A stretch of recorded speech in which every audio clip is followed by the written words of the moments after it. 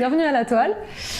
Nos fondatrices ont créé l'association en 2021. On est un accueil de jour pour les femmes et les minorités de genre en situation de grande précarité. On a commencé par avoir un modeste local que nous prêtait la mairie du 3e, dans lequel on a commencé à faire des permanences mensuelles où on distribuait des kits d'hygiène, où on proposait un petit café, une collation, donc un accueil assez convivial. Et on a enfin pu trouver un local qui soit bien à nous depuis 1 an.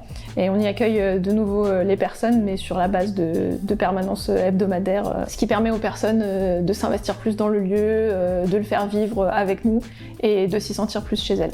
Notre public, c'est des personnes transgenres et les femmes en situation de grande précarité. Et donc c'est un public qui a du mal à aller et accéder aux lieux d'accueil de jour traditionnels qui sont mixtes, mais qui sont en réalité statistiquement beaucoup plus habités et utilisés par un public d'hommes. Et donc ça a créé des difficultés, notamment du point de vue de l'accès à l'hygiène, etc. Et c'est pour ça qu'on a décidé de créer La Toile. L'association repose sur 3 piliers. Le premier, c'est l'accès à l'hygiène et à certains services liés à la santé. Donc, notamment ici, on a construit une douche accessible PMR. On distribue un kit d'hygiène par personne et par mois. On a aussi la venue d'un médecin sur certaines de nos permanences. On a développé aussi un accompagnement psy et aussi des dépistages des IST. Le deuxième pilier de La Toile, c'est l'accompagnement socio-administratif. Donc ici, on réalise des démarches ponctuelles liées au logement, à l'insertion, au travail, à la santé aussi. Aussi, on aide les personnes dans le changement d'état civil. Et le troisième pilier de l'association, c'est favoriser le lien social. Donc l'idée, c'est surtout de mettre en lien des personnes avec un vécu commun qu'elles peuvent partager, aussi par le biais d'activités, donc gym, sorties culturelles, mais aussi tout un tas d'ateliers qui répondent directement aux besoins des personnes. Aujourd'hui, l'équipe de La Toile est gérée par 2 coordinatrices qui sont à temps plein sur le projet. Elles seront rejointes bientôt par un travailleur social qui sera à temps partiel. Et en parallèle de ça, il y a 24 heures par semaine, un ou une service civique. Ensuite, on a une trentaine de bénévoles qui participent à l'accueil et à l'accompagnement des personnes pendant les permanences. Et pour finir, on a un conseil d'administration de 5 membres qui est décisionnaire de la structure.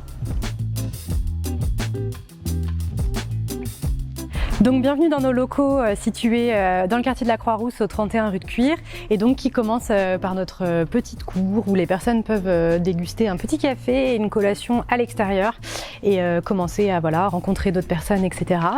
Et puis là, on arrive à l'entrée du local.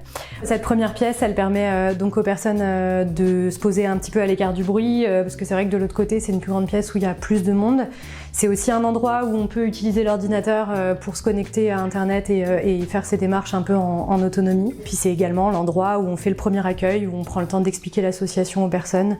Pour la suite du local, on a notre cabine de douche qui est quand même beaucoup utilisée, qui permet de faire à peu près 4 à 5 douches par permanence. Donc ici, on a fait le choix d'avoir une douche accessible aux personnes à mobilité réduite. On a fait une cabine au lieu de 2, ça nous permettait vraiment de la rendre accessible à tous. Avec du coup un sanitaire qui est également accessible à tous et bien entendu nous mettons à disposition les produits et le matériel nécessaire à la prise de douche. Et puis on aboutit ici sur notre grande salle, donc c'est un petit peu le nerf de la guerre. C'est là où la plupart des personnes vont se mettre pendant les permanences. Donc ici les personnes viennent, s'assoient, font des jeux de société. Elles consultent des flyers et informations sur des autres associations. Et puis on fera toujours attention à ce qu'il y ait un petit quelque chose à manger et un petit quelque chose à boire également. Le mercredi matin, on fait même des petits déjeuners. On a essayé de rendre ce lieu assez accueillant et digne, un endroit où on puisse se sentir bien et agréable, quoi. Par la suite, on arrive dans notre salle de réunion où du coup on peut se mettre un petit peu à l'écart avec les personnes qu'on accompagne, notamment pour des démarches socio-administratives qui demandent une forme d'anonymat où on a besoin de passer des coups de fil, etc. Voilà.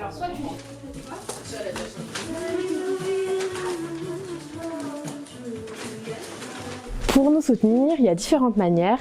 Vous pouvez adhérer à l'association, ça montre que vous partagez les causes qu'on défend, donc vous pouvez passer par la plateforme Hello Asso. Vous pouvez également effectuer des dons, également par Hello Asso. Donc chaque don compte et chaque don est défiscalisable à hauteur de 66%. Vous pouvez aussi, si vous respectez la mixité choisie qu'on propose, rejoindre notre équipe bénévole. On recherche toujours des nouvelles bénévoles pour par exemple participer à nos permanences d'accueil, pour participer aux récoltes de produits d'hygiène, créer les kits d'hygiène ou encore faire nos événements vers l'extérieur. Et enfin, vous pouvez également faire des dons directement de produits d'hygiène. On est toujours en recherche pour pouvoir compléter nos kits. Donc vous pouvez en amener directement au local, ça peut être des gels douche, des shampoings, du déodorant, on a besoin à peu près de tout. Donc il faut juste que les produits soient pas périmés et pas ouverts. Et ça nous aide en fait à fabriquer des kits chaque mois, on en fait environ 80 pour que chaque personne qu'on accueille puisse en avoir un. Voilà, merci pour votre soutien.